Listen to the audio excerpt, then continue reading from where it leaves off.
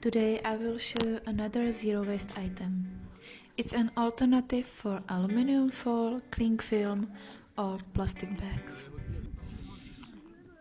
This DIY is also a great opportunity to use your fabric scraps.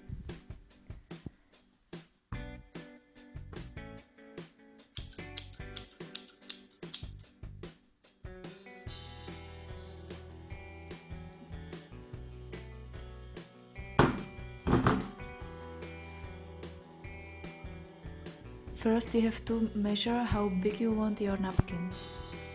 Try to think about what you usually wrap, how big your food or bowl is. It's better to have them bigger than smaller. You need enough material to overlap the edges of your bowl or food.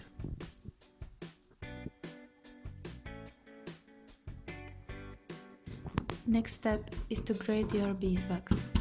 I got mine in the shop for beekeepers, but you can really use a beeswax candle.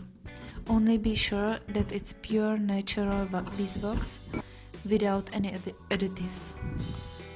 You can also cut the wax with a knife, but I found it harder. You can easily clean your grater when you pour boiling water over it. Put your napkins in a tray and sprinkle wax on top. Roll the edges so nothing is sticking out. Put it in the oven and heat it approximately on 150 to 200 Celsius degrees for about 10 minutes until the wax completely melts, but be careful and keep an eye on it so you don't burn it. When you take it out of the oven, let it cool a little bit, but you need it to be still quite warm. Take the napkin out and let them cool, waving them in the air for a few seconds. The wax will harden, and your brand new napkins are ready to use.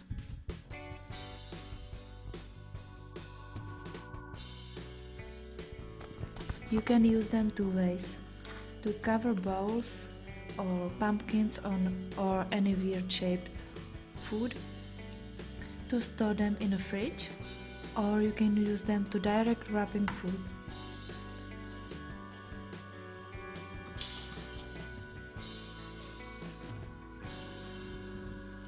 Place your food in the napkin, wrap it and hold it in your hands for a few seconds.